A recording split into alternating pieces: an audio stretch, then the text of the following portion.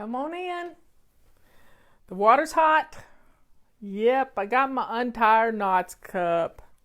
I like this cup. I like all my cups though. I only have ones that I just adore. Forgot to put lipstick on, makeup, face is breaking out like a teenager. Anyway, I got Christmas morning syndrome. Yep, it's bad. It's really bad. I mean, it's almost to the point that I just want to get in the car and go to Patty's right now, just because it's going to snow at 6 o'clock tonight. I-40 there's some problems on I-40. They're shutting down one side. Why they do it on a holiday weekend, I don't know. It's just crazy. But I have the sweetest husband in the whole wide world. He's aired up all my tires. He has Rain-X'd my windshields. He's gotten all the leaves off my truck. So I am good to go. I'm going to leave here tomorrow at around noon, somewhere around that time. And hopefully it'll all be good. It'll all be good because I am going to pick Ben up at somewhere Tuesday, at the prison at 10:30 on Tuesday morning. We're excited. I talked to him this morning. He didn't sleep well again last night. So he's got to go straight to the doctor or to the hospital. Whatever the doctor tells us to do is what we're going to do. Anyway, I have my cup of tea. Let me see if I can take a little drink because it's pretty hot.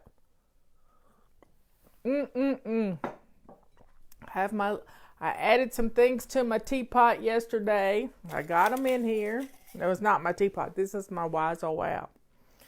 And Liz and Patty have collected a bunch more. Some are in the printer right now.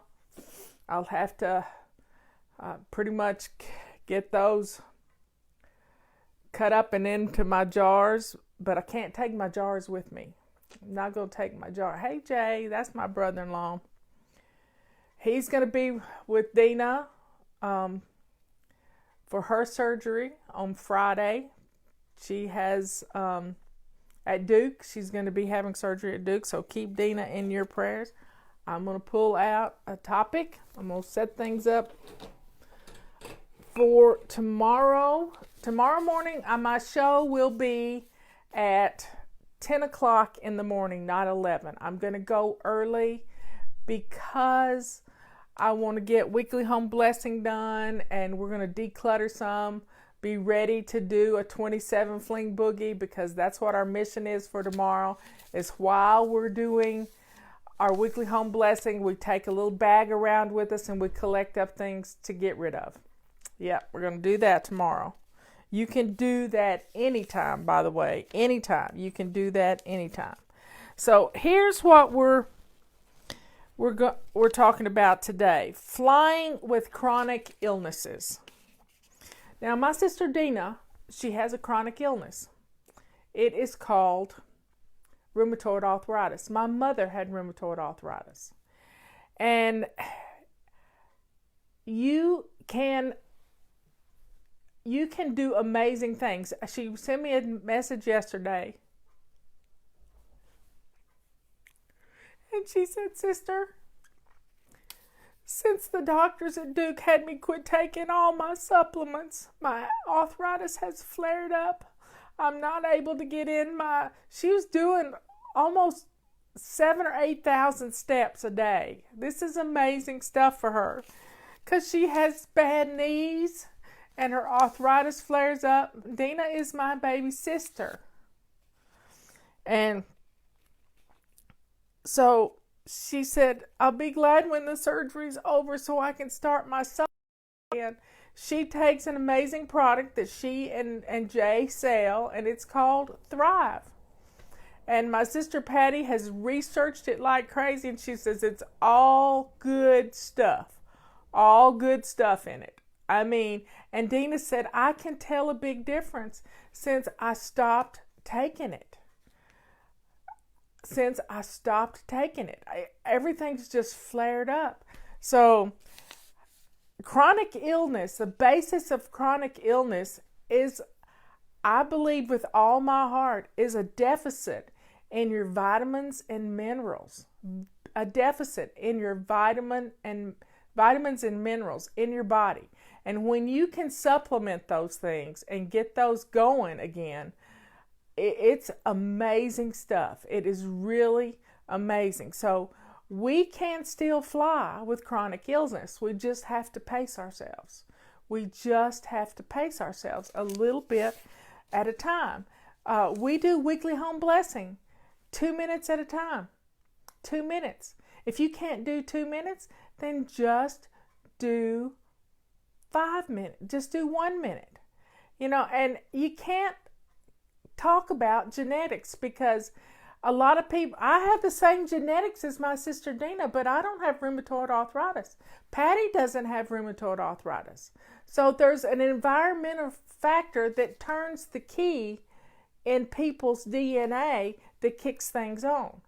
We've never had breast cancer in our family either, except for our grandmother had a little lump removed when she was about my age. That's it. She didn't even tell anybody. So we don't have to turn on that switch, whatever it is. I had a sister that was alcoholic and a drug addict. I didn't turn on that switch. So we can't just fall onto the bandwagon that it's inevitable. It's not. We can take care of ourselves. Because if you don't take care of you, who will? Who will? My mother took methotrexate, and I think it killed her. I think it was part of the reason she had a severe stroke at age 65. A year and 3 months from my age, my mother died with this crap. So I refuse. I refuse to have it. I'm going to do, I hope Leanne's in here. I missed her show. I was so wrapped up in getting things ready. I totally lost all track of time. I apologize, Leanne. The main thing you've got to do is know what is going on with your body. This is why keep knowing what your blood sugar is. Knowing what your blood sugar is. Knowing your iron level. Knowing I've got on my big baggy shirt because it's my oldest cover-up shirt, and I was out in the truck, and the truck's dusty and dirty. So Jay's telling about Thrive. I mean, I was blown away that Dina could tell when she stopped taking it, because they made her stop taking it for 2 weeks prior to her surgery. So we don't have to be destined to have. I mean, my mother wished, she wished rheumatoid arthritis on me. She wished it on me. I have no makeup on today either, y'all. None. She wished it on me, and I said, Mother, that's not a nice thing to do. I'm not going to have it. I refuse to have it. I stay calm. I learned how to meditate in 1990. I learned how to meditate. And, I know how to calm myself down. I know how to breathe. I know how to walk and do my going up and down my flights of steps. I know how to do the 4-minute workout. It's some amazing stuff. But it all fits together to take care of you. And knowing, I've told my doctors, she sent me my prescription this week. I sent her an email last Sunday night, and I said to her, I want to have a huge panel of stuff done up. I want to do a bunch of blood work, to see exactly where I am on my vitamin D levels. I'm just going to come up with a huge list. Thank you. This is Robert gave me this necklace. I told him I wanted a simple cross that was elegant, and he did really well. He also picked out our wedding rings, so he's pretty good at this stuff. But we don't have to, I want to get all this blood work done. Leanne's going to give me a big long list of the things we want to get checked out, and we'll change it. Getting movement in your body. Leanne was talking to me this morning. She says it helps to get the sugar out of your muscles. Who knew that sugar was in your muscles? Well, I guess if sugar's been all over your body because you've been diabetic and you hadn't done anything about it, I'm talking to myself here. Amazing things can happen. Magnesium, potassium, all of this stuff, vitamin D. I was so low on vitamin D back when we wrote this book, Body Clutter. I was so low on vitamin D. The doctor made me take mega doses of it. Mega doses of vitamin D to get my levels up. Now I'm still good. But I stay, and vitamin D, you get it from sunlight. You get it from drinking milk. I'm allergic to milk. I'm sensitive to it. I don't like it. I don't like the thought of it. Just don't like it. But getting rid of the carbs out of your system, all sugars out of your system. I love to take magnesium. I take a product called Calm, ALM. You can get it on Amazon. You can get it in a big tub that's looks like about a quart of magnesium, and you measure it out in scoops. Vitamin C. I love vitamin C. Last night, I asked Robert what he wanted for his birthday, and he said, I want you to get a flu shot. And I've done that the last couple of years. For his birthday, I get a flu shot. But I'm not going to get a flu shot until after I get being straightened out, because I don't want to take a chance in being sick from it. So I don't think you get sick from a flu shot, but I'm going to do the blood test. And Leanne says there's a place online that you can order blood tests, and all you got to do is prick your finger and put a dot of blood on everything and send it in. I'm going to find out what that is. I want to know what that is. I want to do that. I really want to do that. I'm going to tell my doctor about it, because I hate to go to the Quest Clinic and get all my blood drawn. I hate it. But if I could do it in my house, I would in a heartbeat. In a heartbeat. So even though you've got chronic illness, doesn't stop you from flying. In fact, it probably helps you to be able to pace yourself, because a lot of people go hog wild, and you know who I'm talking about. A lot of people go hog wild, and when you go hog wild, what's the next thing that happens? You crash and burn. You crash and burn. So let's do away with the crash and burn syndrome. Let's do away with that. And let's pace ourselves. Establish one habit at a time. Do a 27 Fling Boogie once a day. I did it 3 times a day when I was getting rid of stuff. 3 times a day. And I got rid of so much stuff. Now, what's a 27 Fling Boogie? You run around the house with a bag and gather up 27 items to throw away. It can be 27 pieces of paper. I don't care. Oh, and then you run around the house and gather up 27 items to give away. That's worth keeping. Somebody might need them, and bless someone else with them. Just that simple. It's just that simple. So let's do a 27 Fling Boogie. We're going to do it tomorrow. You can do one every day. You can do one every day. We don't have to wait for a specific mission to do it. 27 Fling Boogie to throw away and 27 things to give away. I did it 3 times a day. Do you know what that is? 27 or 54 times 3. That's 162 items. I think I did that math in my head pretty well. So folks, get rid of clutter.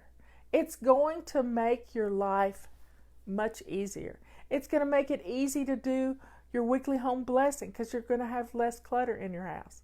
It's going to make everything better. Now, my nephew in prison, he's real sick, y'all. He's really sick. And he's had the majority of his colon removed. He had cancer in his appendix. He suffered with this all summer long. He has suffered with this. He's gotten to where he can't eat anything. His gallbladder, yesterday he called and he was in such pain. And I said, Ben, you're not going to like this. I said, but you need to thank God for the pain. You need to thank God for the pain. And he said, Aunt Marla, that's hard to do. And I said, yeah, it is. I said, but that gallbladder pain saved your life. It took him to the emergency room. And they did a PET scan, and they found the cancer. And they shipped him to Nashville. And he had the surgery in Nashville. 1 foot of his small intestine and most of his colon. But guess what? This is the miracle in all of it. He doesn't have a colostomy bag. He doesn't. And finally, things are working, but the pain in his gallbladder is so bad he can't eat anything. And all he's able to eat is some cans of Ensure. And if those of you who know anything about carbs, that stuff has 42 grams of carbs. And all it's doing is feeding his cancer. That's all. It's just feeding his cancer. So, my hopes and prayers, no, they didn't even touch his gallbladder. Didn't even touch it. Yeah, I'm pretty hot right now. Didn't even touch it. So, we're going to the doctor as soon as I get him. The doctor is on standby. We have an appointment for 2 o'clock. I don't know what time I'm going to get him, but it's supposed to snow Tuesday morning. Yeah, we looked it up. Snow coming across Tennessee. I don't know how much snow, and I don't know how long it's going to last, but I'm going to be there bright and early because I got a 4-wheel drive, and I can get up that mountain if I need to. I know how to drive in the stuff. So, folks, keep Ben in your prayers. Keep my sister Dina in your prayers, because it looks like I'm going to spend most of the week dealing with hospital stuff. Because I'm hoping and praying they'll take this gallbladder out. I wanted him to try to save it, but, it's just not worth it. It's just not worth it. You can survive. You can survive without it. I'm a survivor. Hey, Bobby. I was bragging about you yesterday.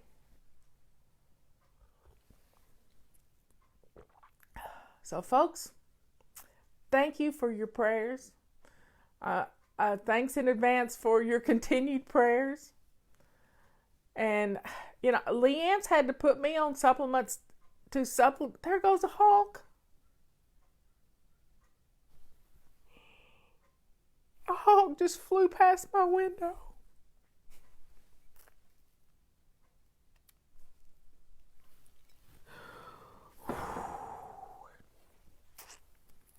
Y'all, that's powerful. That's powerful. Woo! When you see a hawk, when a hawk swoops down there, I've had 2 swoop down on top of me one time. And I called Robert up. I was in San Jose, California. I was in Sunnyvale, California. And I called Robert up and said, what does it mean, honey? Is there some folklore or something about our Native American thing? Tell me what it means. Tell me what it means.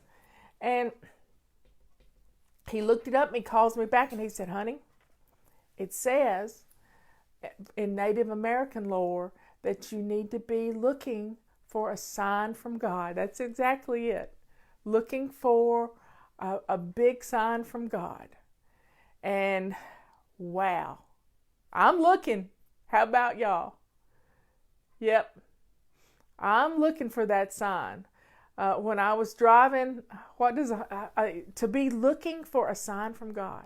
So when I was talking to Ben last time I went to Patty's house, not this last time, time before that, when we went to in September, when we went to his parole hearing, I was talking to him on the phone, and a hawk swooped down in front of my car. I mean, it was so close. I was afraid I was going to hit it, but I wasn't driving fast. And I said, Ben, I just saw a hawk. I said, before I could get it out of my mouth, I said, I got to be looking for a sign from God. And then I lost connection with him. And the next thing I saw was one of those historic signs on the side of the road that talked about a halfway house. And at that time, we were hoping and praying that Ben would get released to the step house in Knoxville. And sure enough, that's what they recommended. So I saw the sign. I don't ask for signs from God. I don't ever do that. I don't ask. I mean, I've sort of let it cross my mind, and then I've thought about asking, and then I've heard the words, don't ask. I've already sent you a sign. God can be funny. God breezes can be quite funny. Quite funny when you think about them. And it was, it's powerful stuff. So I'm looking for a sign from God. I'm really looking. I love you all. And I will talk to you tomorrow morning at 10 o'clock. 10 o'clock in the morning. I'm going to come on early. And we're going to bless our home, and we're going to declutter. God definitely does have a sense of humor. Dragonflies are special to me too. You know, Fly Lady used to have dragonfly wings. See you later. Bye.